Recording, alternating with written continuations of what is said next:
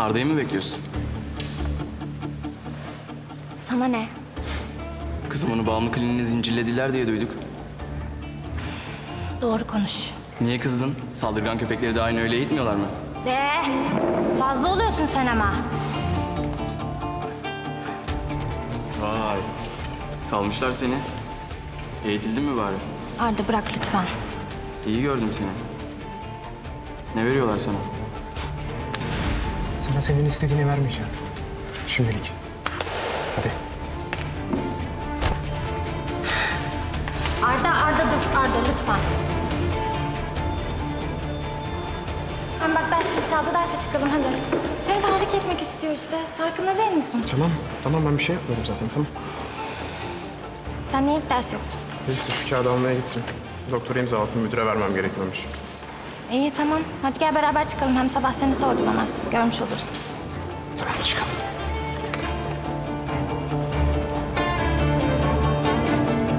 Aha. Tamam. Tamam. Erken düşmüşsün. Hoş geldin. Pek hoş gelmedim.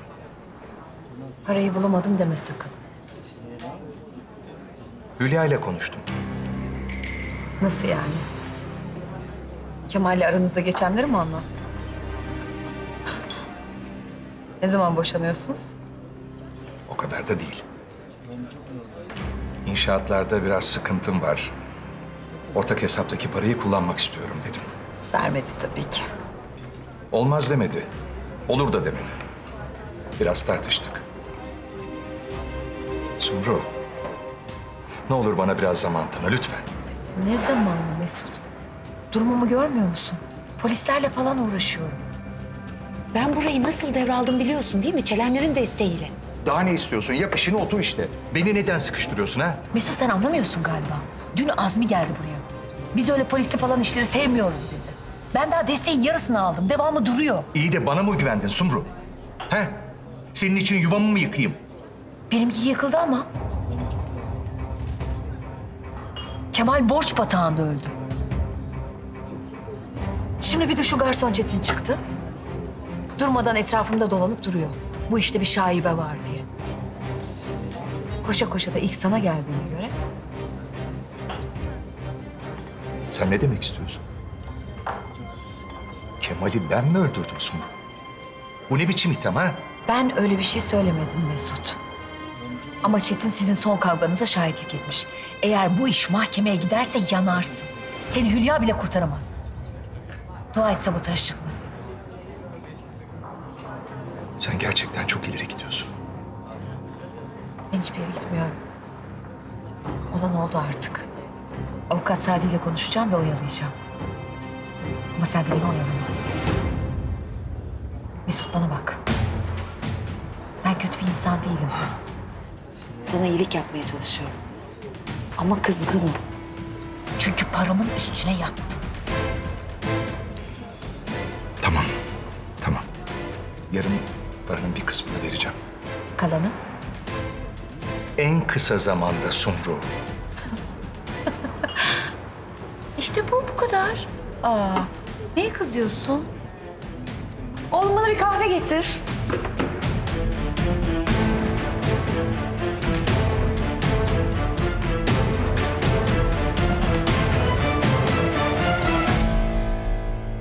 Pasta güzel olmuş ha. Tebrik ederim. Teşekkür ederim. Cenk, Azra, Mine. Hazır mıyız? Pasta hazır. Valla atıştırmalıklar da hazır şef. Araba da hazır şef. Heh. Aynı arabayla mı gideceğiz? Sen istersen metrobüse bin. Kucağında pastayla geze geze gelirsin. Samet, buralar sana emanet ha. Hiç merak etme şef. Gözünüz arkada kalmasın. Tövbe olsun yarabbim. Hadi giyinelim gidelim hadi.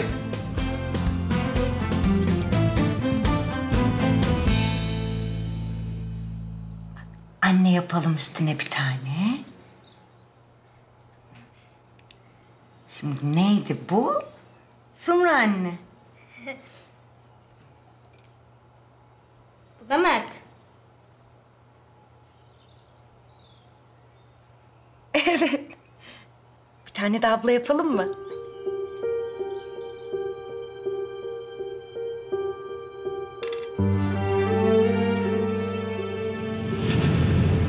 Gitme Azra. Gitme, bırakma beni. Gitmem lazım Mert. Üzgünüm. Beni de götür. Götüremem. Olmaz bir tane. Olmaz. Ben götüremem seni. Ama korkuyorum. Azra bırakma beni. Benim Amerika'ya dönmem lazım Mert.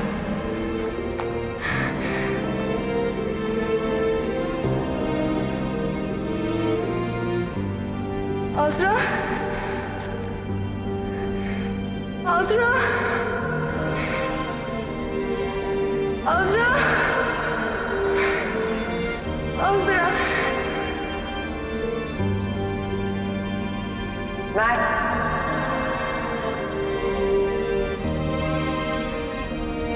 Azra gitti. Gelmeyecek artık.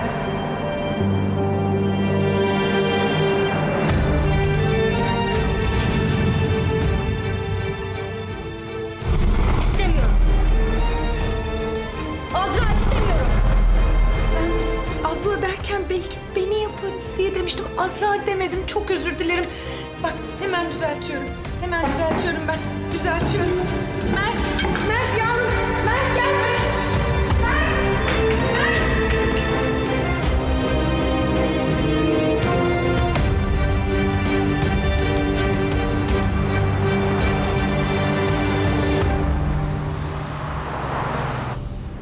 Aslında senin arabayla gidecektik böyle havalı havalı.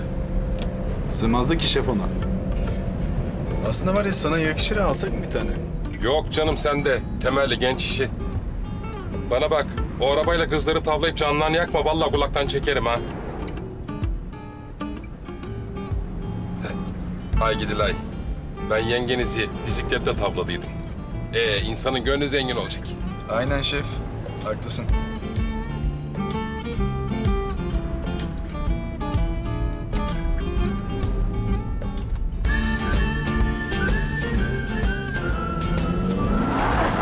Yavaş, yavaş. Pasta var burada.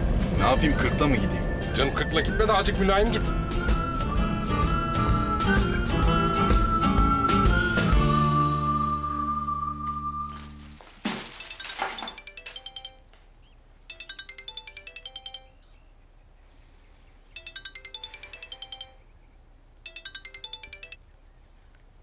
Ne var Fatma? Hayır, eve yemeğe geldim. Gece nöbetim var. Sen bana kızgınsın. Ne bekliyordun Fatma? Hı? Başıma ne işler açtın sen farkında mısın? Hala ne diye arıyorsun beni?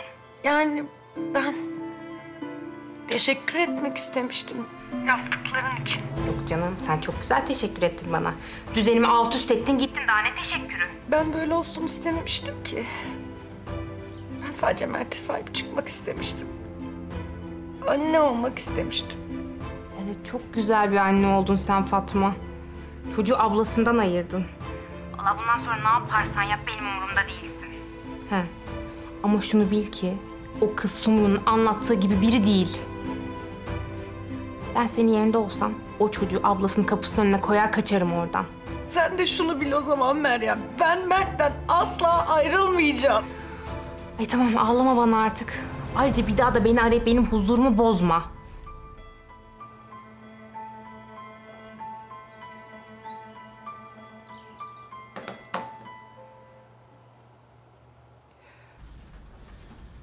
Evet.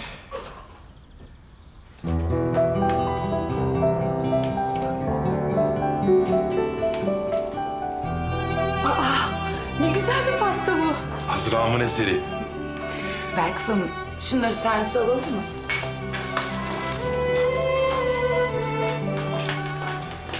Cenk bir gelir misin?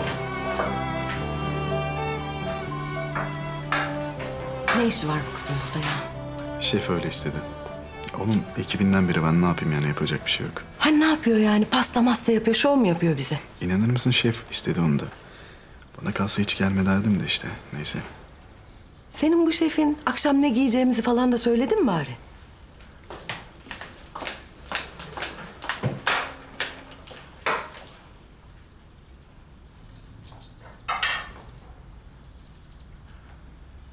Pasta çok güzel olmuş bu arada, eline sağlık. Babaannem de bayılacak. Şef, akışla şimdi ne yapıyoruz biz?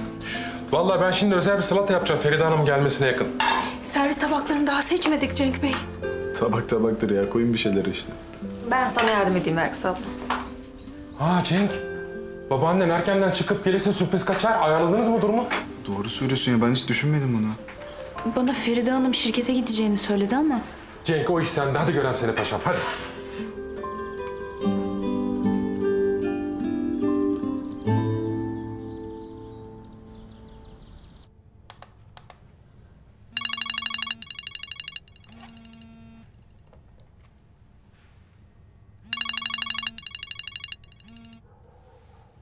Efendim Cenk? Azmi Bey merhaba. Babaannem şirkette mi şu an? Nasıl yok ya, bana oraya gideceğini söylemişti. Yani ben şimdi çıkıyorum şirketten ama bütün gün görmedim. Hayırdır, ne oldu? Ya akşam babaannemin doğum günü. Bu arada siz de davetlisiniz, Tarık'ın haberi var. Tamam Cenk. Tarık'la konuşur geliriz. Tamam, görüşürüz.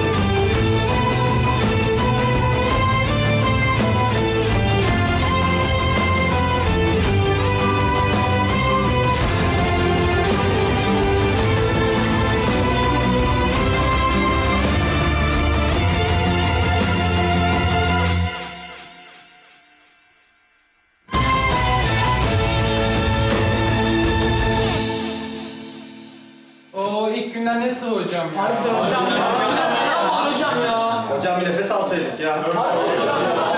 Hocam okul daha bünyeye oturmadı ya. Arkadaşlar,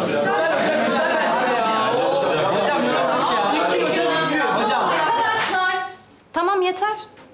Bakın gerilmenize gerek yok. Yani bunu bir seviye tespit sınavı olarak düşünün. Siz kendi seviyenizi göreceksiniz. Ben de genel olarak sınıfın durumunu görmüş olacağım. Eksiğinize göre de bir çalışma programı çıkaracağız. Sizin için yani. Şimdi gördüğünüz gibi bir tane sorumuz var. Soru tek de kazık biraz hocam. 2 kişi çözeceksiniz. Tartışma, akıl yürütme, analiz. Bence keyifli değil mi? Çok keyifli hakikaten. Muhabbetli soru gençler. Dikkatinizi çekelim. Kaan, sen Ahmet'le yer değiştir. Ceyda, Arda size bir ayrılın bakalım. Ya olmaz hocam. Biz ayrılamayız. Ceyda, sen Kerem'le yer değiştir, Tunç'un yanına geç.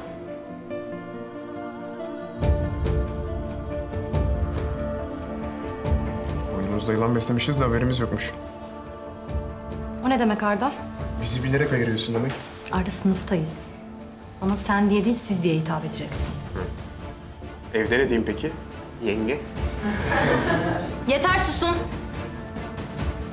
Arda, biraz daha saygısızlığa devam edersen seni müdürün odasına yollarım. Bunu gerçekten yaparım. Oo Arda, yengem mi gerçekten? Hocam, Arda'nın üstüne fazla gitmeyin. Eli ayağı falan titrer şimdi. Doktor da yok. Neme lazım? Tunç hemen Arda'dan özür dile. Niye ya? Ne yaptım ki? Tunç sana özür dile dedim. Çabuk bekliyorum. Özür dilerim. O saçlarını kopartacağım ben seni. Tamam otur şimdi. Hiç kimse, hiçbirinin sorunları, problemleri, sırları hakkında ne şekilde olursa olsun fikir yürütemez. İlk derste bunu öğrenin, anladınız mı? Arda, sizi sadece sınav için yer değiştirdim. Diğer derslerde Ceyda ile oturabilirsiniz. Kusura bakmayın hocam sizden. Özür dilerim.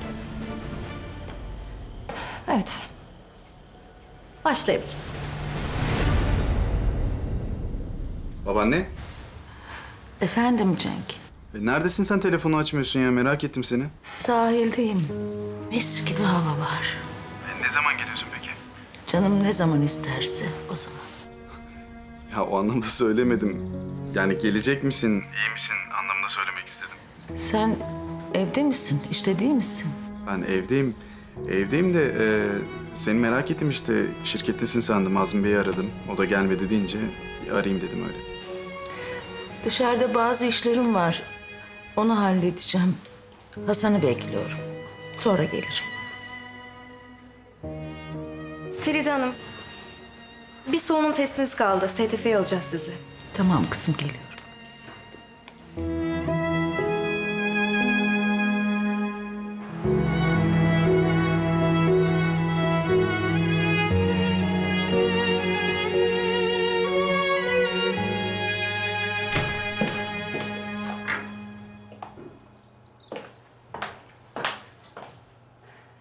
Çok geç kaldım. Anne Mert ne olacak? Fatma sorun olmaz herhalde değil mi? Gündüz bir sorun çıkarmadıysa akşam da çıkmaz herhalde. Getirdim bu kadın da başımıza bela oldu yani. Ay, ömür boyu besleyecek değilim herhalde Cansu bu kadının. Sen beslemeyeceksin de o öyle düşünmüyor. Bence bayağı yayılıyor eve. Başımızdan zor atacağız, gör bak. Mert işi bitsin, Azra'sına teslim edeyim, davada düşsün. Onu bir dakika bile evimde tutmam. Gidip nerede delirirse delirsin. Bu nasıl? Kimi daha güzel. Bunlar mı diyorsun? İyi tamam. Tamam sen hazırsın galiba. Ben bunları giyivereyim hemen. Hadi bakalım. Evet hadi çıkalım artık hadi. Fatma Hanım dediklerim aynen geçerli. Biz Cansu'yla yemeğe gidiyoruz tamam mı? Tamam. Mert. Yakışıklı hoşça kal. Mert'ciğim. Görüşürüz biz gidiyoruz. Fatma ablayı üzme tamam mı? Mert de gelsin. Aa olmaz ki ama böyle. Orada hiç çocuk yok. Sen sıkılırsın. Sumru anne gitme. Hep gidiyorsun. Mert'ciğim. Yapma lütfen böyle. Bak seni terk etmiyoruz. Burası benim evim. İstediğini yapabilirsin. Biz sadece yemeğe gidip geri geleceğiz. Ablacığım. Ya lütfen yapma ama böyle. Bak misafirliğe gidip geleceğiz o kadar tamam mı? Mert. Bak bakayım bana. Bak. Eğer uslu durursan dönerken sana kocaman bir çikolata alırım. Yasak dedi. Evet dedim yasak. Ama arada küçük küçük kaçamaklar olur. Ben izin veriyorum. Tamam mı? Fatma Hanım, dolapta dondurmamız var. Çok olmamak kaydıyla biraz verebilirsiniz. İlaçlarını da içirin siz. Ay, ben de size anlatıyorum bunu. Hemşireydiniz değil mi? Kusuruma bakmayın ne olur. Anneciğim, geç kalıyoruz. Tamam Cansu ne yapıyorum? Allah Allah. Yani bunları konuşmadan gidilir mi? Cık. Hadi tamam. Görüşürüz. Hadi hoşça kalın.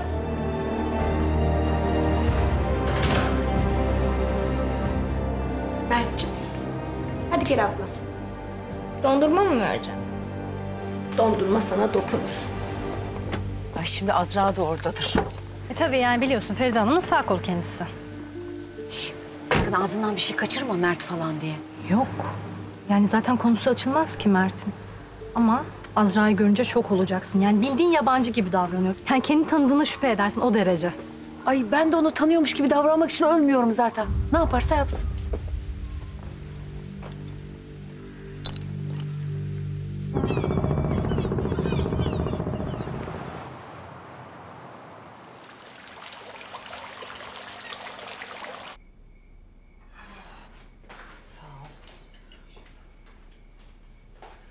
Şef hazır mıyız?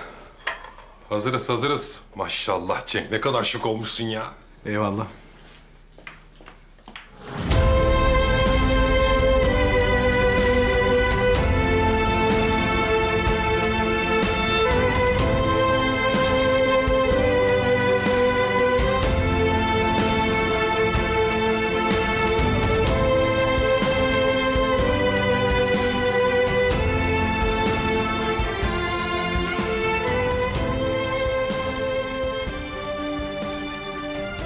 Sen nasıl güzel olmuşsun öyle. Teşekkür ederim. Şef eksik bir şey var mı? Hazır mı her şey? Vallahi hazır da kızım sen böyle prenses gibi olmuşsun. Eline kepçe verecek değiliz artık. Yani ben şimdi mesela böyle bir vişne suyu falan döksem üstüne. Aşk olsun, sen kıskandın mı biraz? Yok canım, yani kıskançlık demeyelim de.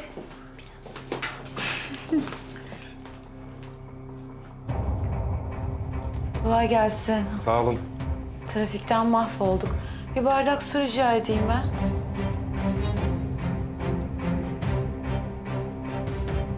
Ne çok şey yapmışsınız.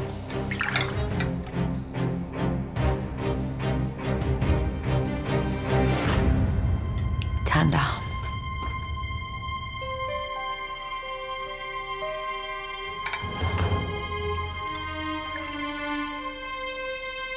Siz de ister misiniz? Yok, teşekkürler. Teşekkür ederim. Yürü Cansu.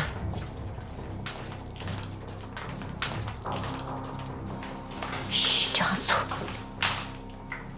Gerilme. Bunu yaşayacağımızı biliyorduk zaten. Yokmuş gibi davranacaksın benim gibi. Bu dünyada Azra diye birisi yok, o kadar. Öyle yapıyorum zaten anne, mecbur yani.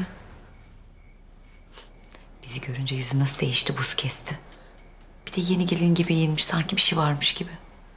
Üf, anne ben tuvalete gidiyorum. Ay, bekliyorum ben.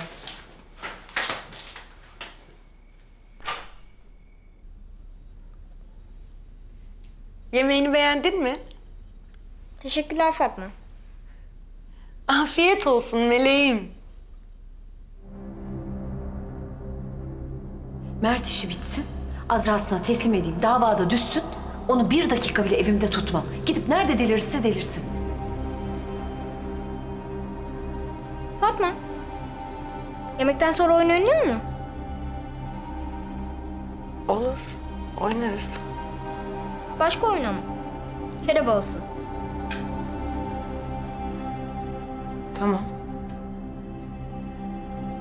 Körebe.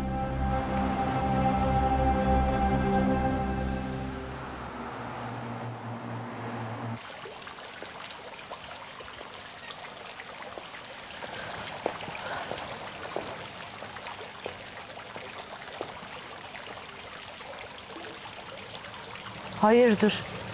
Nerede bunlar?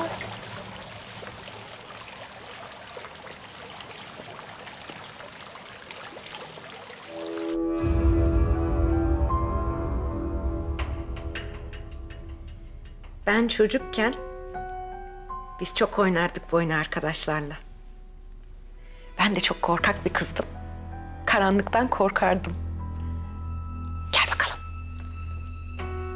Sonra bu oyunu oynaya oynaya korkumu yendim. Sen korkuyor musun karanlıktan? Kerebeden korkulmaz. Aferin sana. Şimdi gözün tamam. Mert ebe oldu. Ben şimdi minik bir kedi gibi miyavlayacağım, saklanacağım. Sen de beni sesimden bulmaya çalışacaksın.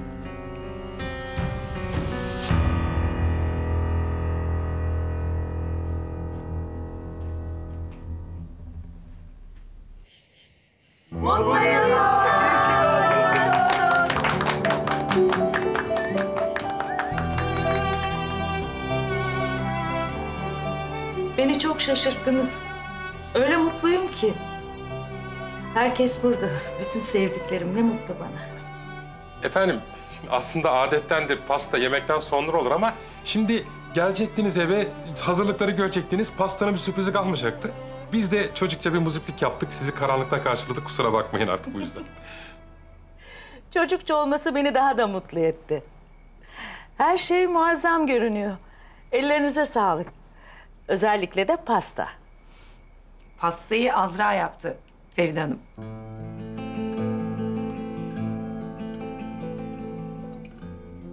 Azra, teşekkür ederim kızım. Gel sana şöyle bir sarılayım. İyi ki doğdun Şeker teyzem. İyi ki varsın. Teşekkür ederim.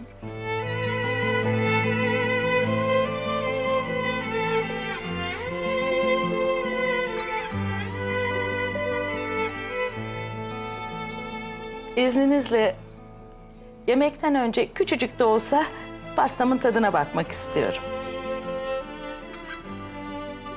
Mineciğim, lütfen şekerli tarafından olsun.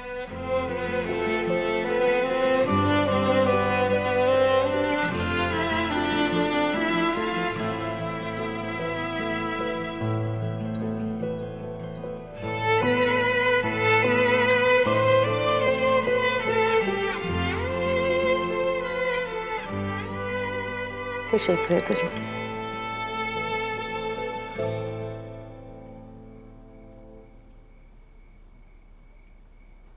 Bu pastanın tuzu mu kaçmış biraz? Tuzu derken? Şaka canım, şaka.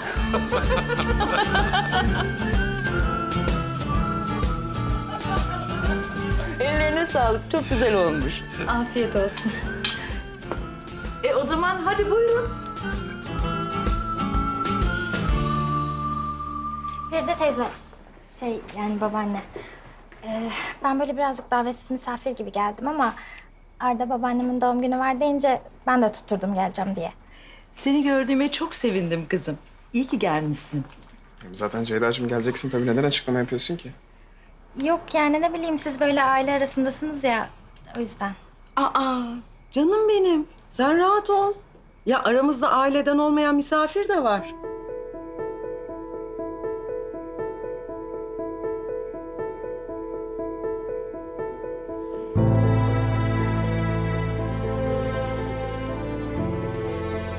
Ne kadar güzel oldu. Teşekkür ederim. Feride'cim sevenler hepsi bir arada. Çok iyi düşünmüşsün. Tebrikler.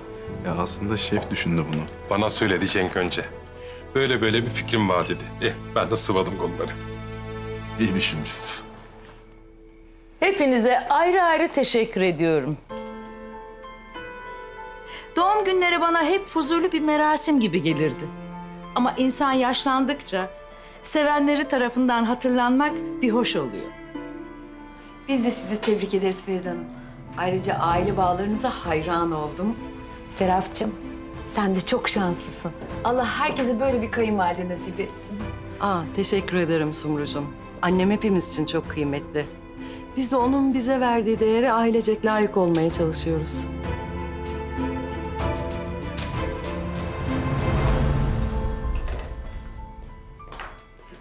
Her şey yolunda mı yukarıda? Yolunda yolunda yemeğe başladılar. Ben bir iki servis değiştireceğim. Hadi.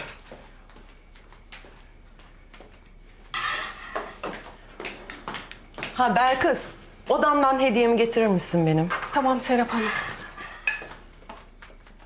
Ferhat Usta, bunların hepsini Cenk mi düşündü gerçekten? Evet Serap Hanım, hepsini Cenk düşündü. Tarık oğlum, senin işler nasıl gidiyor? Rakibimsin ya. Ben rakibiniz olamam ancak sizin gibi olabilmeyi hedeflerim. Çalışkansın sen, yaparsın. Beni bile geçersin. İşimi seviyorum. Bir acelem de yok. Kendimi sürekli geliştiriyorum. Menüme hep yeni tatlar ekliyorum. Aferin oğlum. İşin sırrı da bu zaten. Azra'dan öğrendiğim bir tatlıyı menüye ekledim. Şimdi müşteriler o tatlıyı sorarak oturuyorlar. Neymiş o tatlının adını? Tarık'ın menüsünden çalıverelim hemen. Kanolli Feride Hanım. Kanoli. Yalnız Feride Hanım buna asla izin veremem.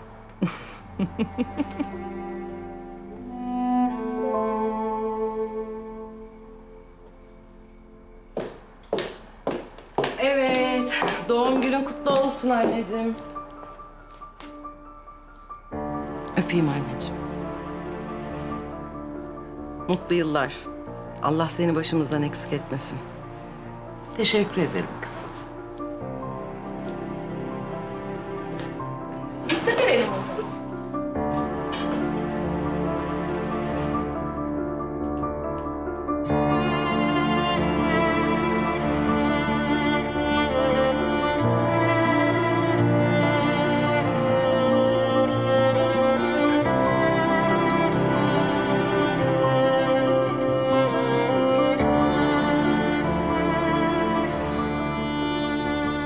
Nasıl? Beğendiniz mi? Harikaymış, çok güzel. Teşekkür ederim oğlum. Rica ederim babaanne. Ne kadar zevkli. Maşallah. Öyledir. Zevklidir o. Feride Hanım, bu da benden size.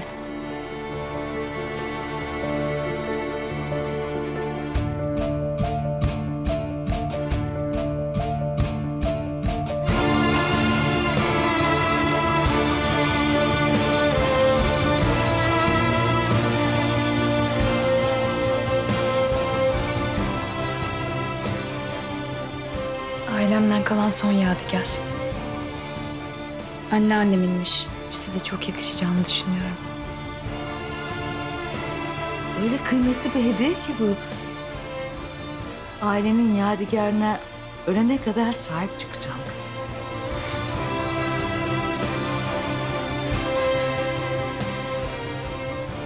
Tekrardan nice senelere.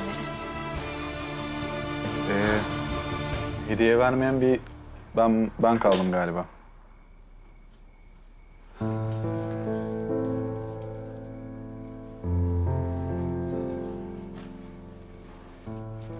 Ben babaannemi her ne kadar belli edemesem de çok seviyorum. Onun sevgisiyle, şefkatiyle büyüdüm. Bu güzel günde istedim ki güzel bir hediye vereyim. Onun güzel kalbini acıtan, inciten ne varsa silip atsın. Ve bunu uygun gördüm. Doğum günü kutlu olsun. Nedir bu? Gerçek.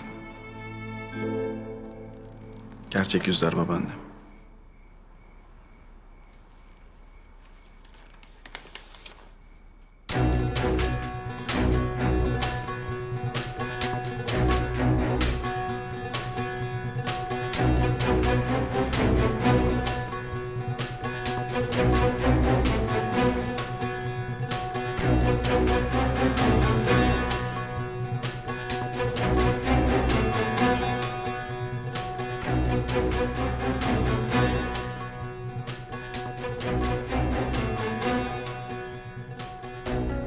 Canım kardeşim, Amerika'da bakıp bakıp beni anarsın. Sevgiler Cansu.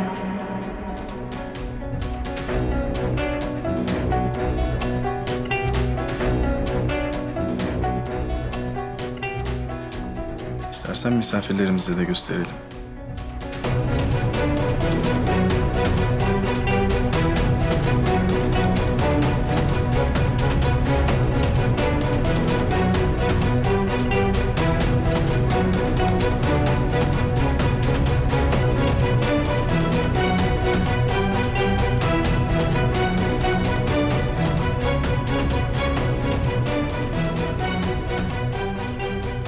Nedir o?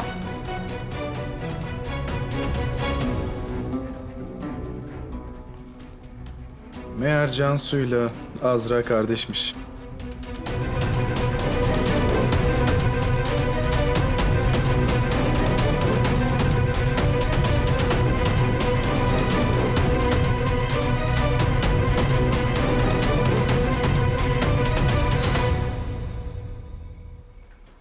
Sen bunu biliyor muydun babaanne?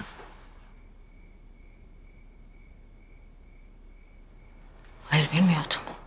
Ben sana söylemiştim değil mi? Gerçek yüzünü ortaya çıkaracağımı söylemiştim sana. Feride Hanım, ben size her şeyi anlatacaktım. Ne anlatacaktın ne? Ha? Ne kadar ikiyüzlü olduğunu mu? Cenk, bir saniye. Cansu üvey kardeşin senin. Sumru da üvey anne.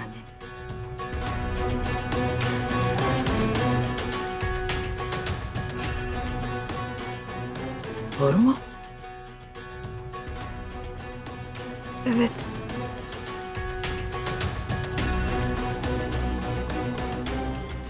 Kardeşin için birlikte şikayet etmeye gittiğimiz kadın Sumru Hanım.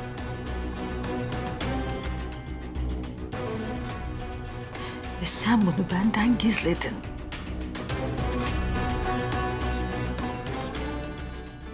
Sumru ne oluyor? Ne demek oluyor bunlar? Ne yapmaya çalışıyorsunuz siz ya? Bir şey yapmıyoruz Serapcığım. Ne yapacağız? Yani ben seninle bu konuyu zaten konuşacaktım. Azra'nın oyunları işte. Yani Azra Cansu ile Cenk'i yan yana görünce bir oyun oynamaya karar vermiş. Yakınlıklarını gizlemiş niyeyse. Cansu'ya da söylemeyelim demiş. Ben mi demişim bunu? Azra lütfen yapma. Lütfen. Ayrıca Feride Hanım'a yakınlaşmak ve mirasa ortak olmak için size ne söyledi onu bile bilmiyorum.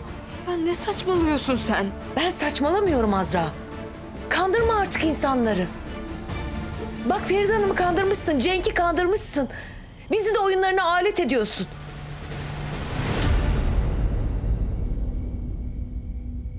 Yapma artık bunu. Beraber büyüdüğün kız kardeşini ne kadar zamandır ağlattığının farkında mısın? Utanmıyorsun değil mi? Ben kimseyi kandırmadım. Annemi kandırdın ama.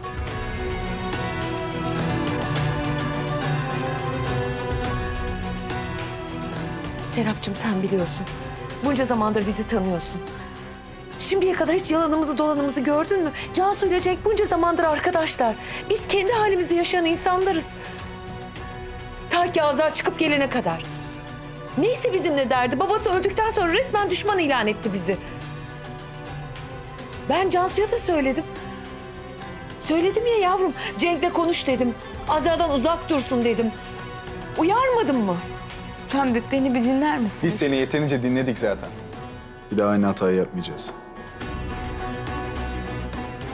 Cenk, ben sana anlatacak... Cansu, seninle sonra konuşalım.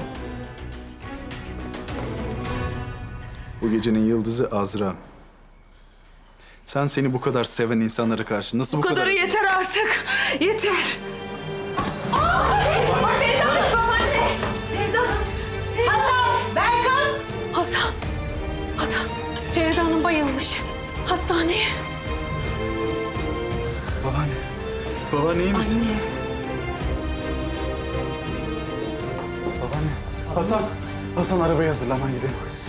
Şeker teyzem. İyisin değil mi babaanne? Beni odama götür. Tarık. Tarık babaannemi götürelim. Anne. Doktoru çağır. Ben arıyorum. Gerek yok. Tansiyonum düştü. Dinlenirsem geçer. Sen nereye? Çık git buradan çabuk. Feride Hanım'ı görmeden hiçbir yere gitmem ben. Çabuk çık git evinden.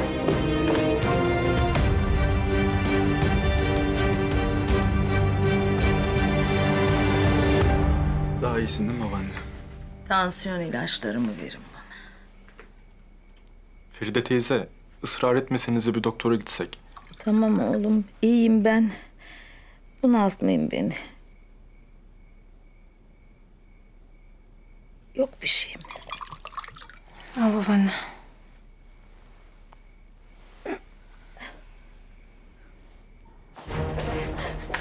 Ya ne olur bırakın beni.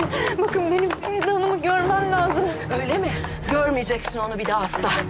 Ya en azından iyi mi değil mi onu öğreneyim. Yeter be! Yürü çık git evimden artık! Yeter! Yeter be!